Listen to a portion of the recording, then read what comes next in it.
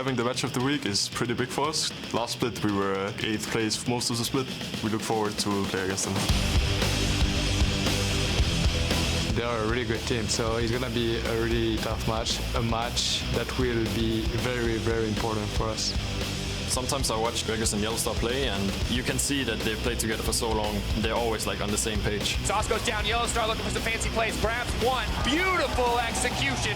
They just got kickers now, but they have like a good voice on almost every lane, so they really all have a way to win the game. Oh, first blood! Fnatic decided to make me an offer, and I joined instantly, you know, because Fnatic is you wanna join? I'm like, yes. We're already improving a lot every week, and we have to keep on doing that. We have to do our best to find their weaknesses and trying to fight them on that.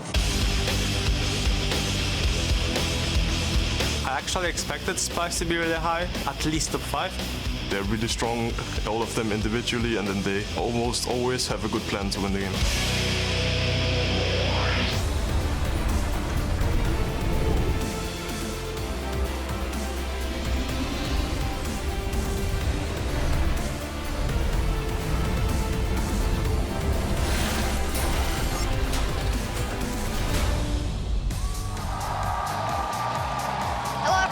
Welcome to the European LCS, coming to you live from Berlin, Germany, with the finals in Krakow closing in fast. The competition is heating up as teams desperately fight to stay in playoff contention and out of the relegation zone. As you can see, everybody is super pumped. We're almost at the end of the split and that playoff race is on. There is Fnatic just chilling by the pool, hope they don't fall in or their hair will be messed up. And there's H2K also making their way to the stage, looking for a win. A strange poster behind them. Very interesting. Well, I'm sure we'll find out more about that later. Good evening, everyone. I'm EpicSkillshot supporter, and joining me at the analyst desk is Martin the Fisho Lunga and Daniel Sifa Drakos. Now, Martin was supposed to be casting today, but he sustained an injury. The tongue. Tongue injury. I bruised my tongue. I was actually going to bring a potato up here and put it in my mouth because I can't really say TH at the moment, so I'm going back to season 4. I can't say that either from a Belgium accent, so... Well, maybe it's on him now. Yeah, you can say... Give us some THs. There we go. All right, cool. Well, let's talk about League of Legends and about patch 6.14. Obviously, it's dropped on the EU LCS. There'll be a few changes affecting our players this week. Let's first talk about support. Sona was quite strong. Yes, so Sona is absurdly powerful in solo queue, and we kind of argue back and forth about her value in competitive. But keep in mind, folks, this is not the hotfix version or the adjusted version on live. This is pre-Sona adjustments, pre-Sona nerfs, essentially. So this is the scary, terrifying early patch release of Sona. In LCS, yeah. And I mean, she's good. Fantastic laning phase, especially against other ranged supports. However, in competitive, she's always been a little bit weaker because you can gank her, coordinated attempts with teleports in the bottom lane, punish her very hard. I do think we're going to see her. I just don't think she's like S-tier support or anything. Yeah, we'll see what happens. Dragon-wise, Cloud Drake, woohoo! Oh man, I'm so excited about so many things. There's good support buffs, there's Cloud Drake buffs. So first Cloud Drake, still not the end-all be-all. Probably worth more contesting, but when you start to look at 2 and 3 Cloud Drakes, you are insanely fast. You can be anywhere at any time. I mean, it gets you to lane faster, and when you start to think about teams backing frequently, teams looking for fights, it's going to be so much more reliable to contest Barons or to look to fight major objectives. I want to startle you, but it's right behind you. It was. Yeah, it's gone now. Oops. Yeah, well, there we go. Scary stuff. Scary stuff. Then, of course, before we move on to Ryze, Kennen is disabled still after the bug we found last week around. But moving on to Ryze, the reworked Ryze once again is available here. So how strong is he? How much will we see him? I think he's super fun to play, but he's very weird to play compared to old Ryze. And while I think he can be very strong, his late game damage is great. If you manage to get the right combos, he gets kited pretty easily. And his ulti pre-rank 2 is fairly weak in my opinion because it's very short. So I don't think we're going to see him. But not because he's terrible, more because I feel like teams need more time to kind of figure out how to use the new Ryze, how to use his ulti properly. What kind of combos are you looking for in terms of just pure damage, maybe getting utility.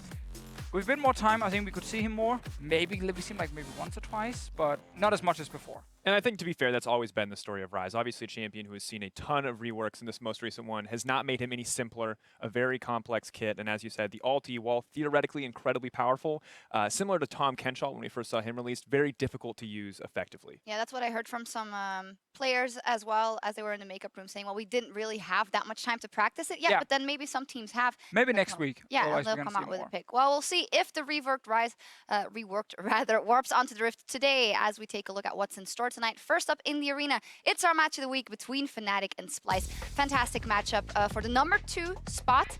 Last time around, not the best time for Splyce, but this one should be really, really exciting.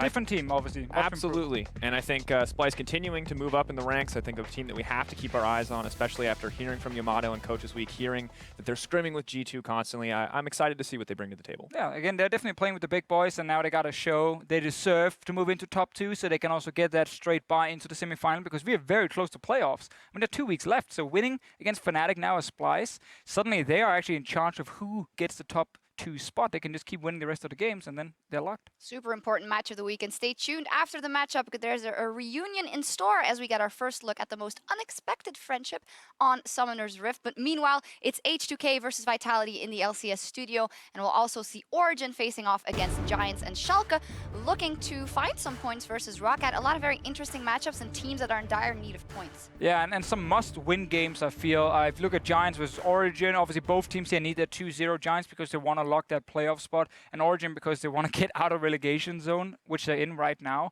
Also Schalke against Rocket. Schalke have been in a massive slump for the last few weeks.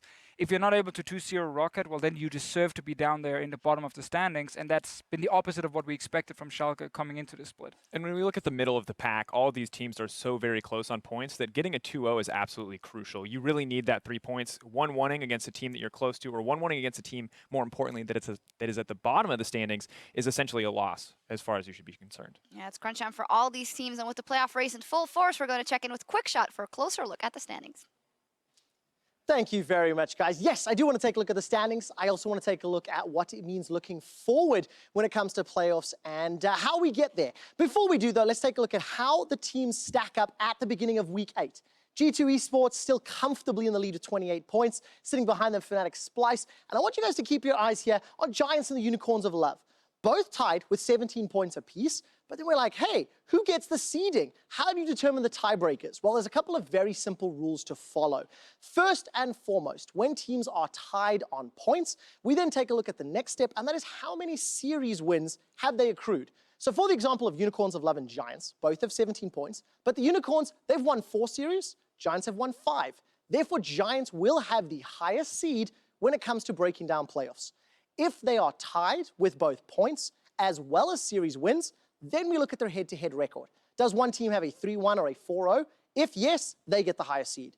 Now, you say QuickShot, but they're tied in series, they're tied in points, they're tied in head-to-head. What next? Well, we look at number 3, our favorite, tiebreaker games. They will be scheduled after Week 9, so keep it close here for those as we get closer to the times. Right, so we've got our top 6. Let's figure out how they fit into the brackets. I've got an empty playoff bracket that I'd like to show you guys. LCS seed number 1 and 2 jump straight to the semifinals. They bypass round 1. And then your usual 3 plays 6, 4 plays 5.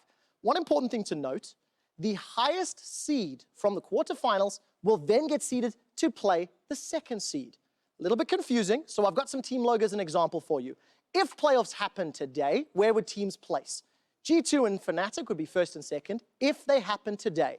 Splyce would be in third.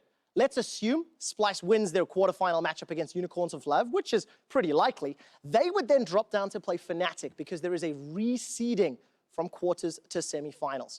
It's very important to note that Splyce and Fnatic are 1 point away, all right? So looking forward, looking at the playoffs and who's going to make it there, I think it's time to dial in on at least 3 of the teams that I think have very important stories that have a lot on the line. And to do that, we're going to look at the strength of schedule, right? So I've picked 3 teams, going to look at who they're playing. And I'm going to start with Fnatic. They're currently in second place. They're only 1 point ahead of Splyce. And they play Splyce today in about 10 minutes' time. They also play Origin, Rocket, and G2. So that's a mixed bag. 2 tough games, 2 relatively easy games, a pretty even win-loss from their opponents. If they get more points than Splyce, who are the next team I'm going to look at, that means Fnatic get that first round bye. They go to semifinals. They guarantee a trip to Krakow. That's a lot on the line. Splyce, on the other hand, they want to upset the apple cart in Europe. And that means hopefully taking down Fnatic, looking at H2K, Origin, Unicorns, arguably a slightly easier schedule, but still very difficult. 2 or 3 tough teams thrown in there, and Origin's a bit of a wild card. Now, finally, talking about Origin, we have to talk about the position that they are in. Origin have a very tough schedule. They have 3 out of the top 4 teams left to play, and they need 4 additional points from their remaining games to avoid the promotion tournament, to keep their hopes of Worlds alive. Why is that important? Because if Origin do not avoid the promotion tournament, they will forfeit their championship points. They cannot go to the regional qualifiers, and that means no Worlds for a semi-finalist World Championship team from last year. Now, this is quite a lot of information about the 3 teams. If you'd like to see all of them for all 10 European LCS squads, head over to twitter.com/LOL esports, and you can see exactly who has to play whom in the following 2 weeks of the regular season. Every single game matters. Every single point matters. So with that, let's get into the action of our first series of the day. It is Fnatic versus Splyce on European LCS 1, while H2K will be facing against Vitality on EU LCS 2. Ladies and gentlemen, take it away. Well, thank you very much, QuickShot. Fantastic breakdown because, yeah, only 2 weeks left in the regular season. And a lot of our players a couple of weeks ago said, we're not looking at the standings yet. I believe that will have changed today. Oh, yeah, you have to now. You have to look at the standings, especially up in the top as well. G2 should be able to lock in the top 2 spot. They are a few points ahead right now. Fnatic Splyce is the big one. It's actually benefiting Fnatic if they get a tie here compared to, like, end up losing certain points because they want to be able to decide themselves. Yeah, because here on EU LCS 1, we are going to take a look at Fnatic versus Splyce, as you said here, for that second place and the all-important bye if we look down the line. As mentioned earlier, the first time they met in the split, it was a 2-0 for Fnatic, quite handily, but this team as Splyce has evolved so much since then. Absolutely. I think when we look at how their style has evolved, how their team play has evolved, we can clearly say that this is not a new and improved Splyce, but a greatly improved Splyce. And it's not just Mickey like we thought it was at the start of the season. The team as a whole is pretty much better all around. Yeah, and I like when I'm watching Splyce games, I feel like I can predict a lot of the plays because they're making the right plays. It's like, okay, they have a TP advantage. You're the mastermind. Well, no, I'm not saying like that, but it's more like when you have a TP advantage in top lane, normally you see a play on the bottom side. They execute those plays. They pull them off. They did it against G2 last week. That's why they got a 1-1 as well. So they're very, very good at understanding when to pull the trigger and when to actually set up these macro plays. And it's something Yamato Cannon always talked about, and that's why he's very happy, obviously, to see his team do well. Yeah, at first we thought,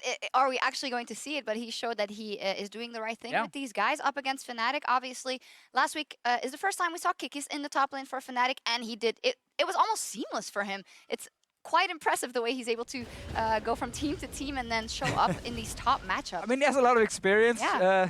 Obviously, from the side of Kikis, also switching teams here and there in the past. But now we see a player just kind of slotting right into Fnatic. They didn't change the way he was playing. He didn't change the way Fnatic were actually looking to play either. Because we saw Gamsu try and pull in a few carries, and he played a bit of Gnar. He was a bit of a carry as well, as a split pusher at least. Kikis just slotted right in and was just way better than what Gamsu used to offer. So I think they have a big improvement in top lane, also because Kikis is very vocal and Gamsu was not. And this is my big question mark, is how he's going to stack up against Wunder, because Gamsu absolutely destroyed Wunder last time these guys played head-to-head. Admittedly, Spirit put down a ton of jungle pressure, made that lane easy for him, but Kikis, we can safely say, a much bigger threat across the board. How is Wunder actually going to be able to go toe-to-toe with this guy? I mean, Wunder has, in my opinion, been one of the absolute best top laners in Europe this split, and he's playing like a lot of these different carries.